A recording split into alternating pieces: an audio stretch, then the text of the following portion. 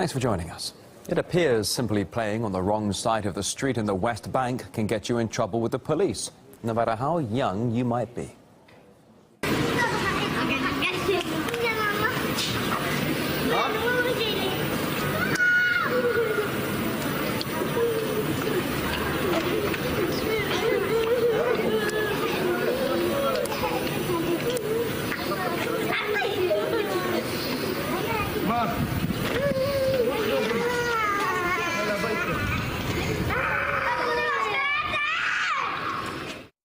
This footage was released by an Israeli human rights group.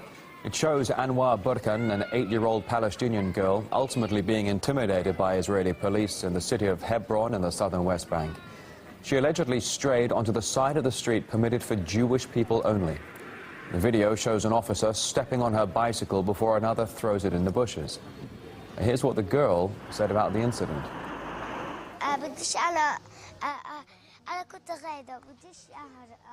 هذا أدخل بالشبكة شيء بالساس على البسكليتة هذه أرضنا وبدهمش يخلونا نلعب. In 2012, Israeli security forces built a fence along the main road in Hebron, allocating the wider paved passage for Jewish people and the narrow side to the Palestinians. We spoke to the girl's mother and neighbor.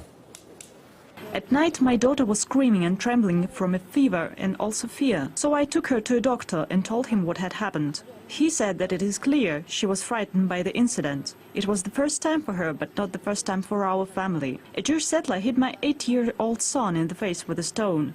They do that to force us to leave our land. They don't like Arabs and cannot stand our children. They attack children, women, and the elderly to force them to move out. And Israeli soldiers allow settlers to attack Arab children. But if there is any problem, they arrest only Arabs. Jewish settlers are untouchable here. RT has issued a request to the Israeli Defense Force asking for clarification. So far, we've received no response.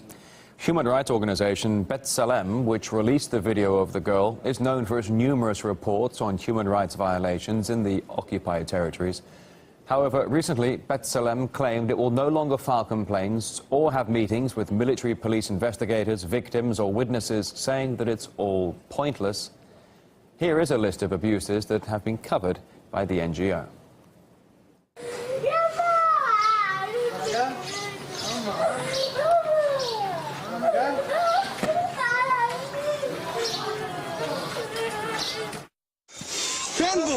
فين يا بنسون؟ فين؟ مي بغدان؟ مي بغدان؟ يا بنسون عندي هون فقدوا الدار فتشوا وين فتشوا كسروا هذا.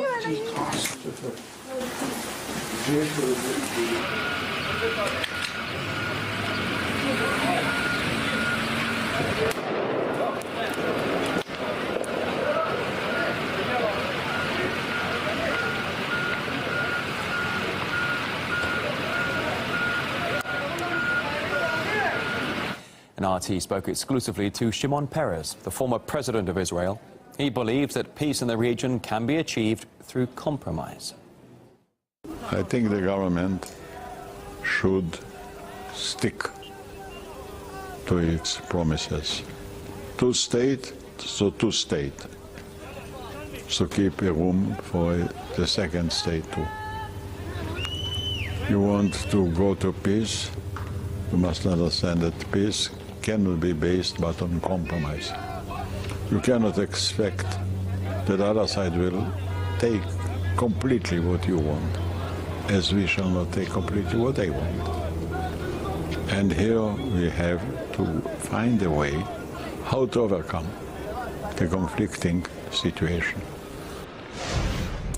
It is RT International. A cargo plane has crashed onto a public road after skidding off the runway at an international airport in northern Italy. The Orio al Sirio International Airport near Milan has been temporarily closed after the incident. All 3 members on board the flight from Paris unharmed. So what do you do when your favorite candidate opts out of the US presidential race? Voting for the Green Party might be an option, so says former Bernie Sanders supporter Angelica Duenas. She believes presidential hopeful Jill Stein will carry Bernie Sanders' policies. We're really looking at our options now. We really can't stand with Hillary Clinton as our nominee. We definitely can't stand with Donald Trump. So at this point, we're looking at what our options are. It seems too that the Green Party's platform seems to align closest to the Bernie platform, and that's the main reason why I'm here. Most of us are here to learn, to see if we can maybe jump on board with Jill Stein. We have been hearing a lot about if we do not vote for Hillary Clinton, it's going to be our responsibility if Donald Trump were to be elected. What we respond to that is that's really the DNC's call. We feel that they had an opportunity to choose a stronger candidate that would definitely be Donald Trump come November, and they did not. At this point, we are not going to be influenced by fear tactics and, you know, the boogeyman narrative that they're painting. So at this point, we're looking for someone to vote for rather than someone to vote against. A CCTV camera has captured the heart-stopping moment a little boy was rescued from an oncoming train in southern Russia.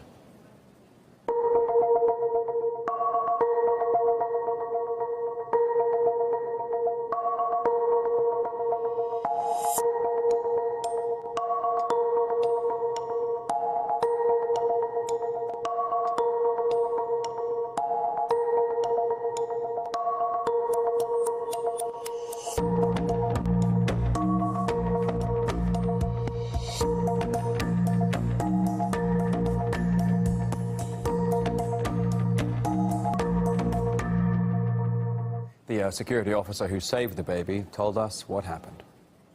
We saw a baby crawling across the train tracks. My colleague also spotted a train approaching from the north. We immediately ran towards the train.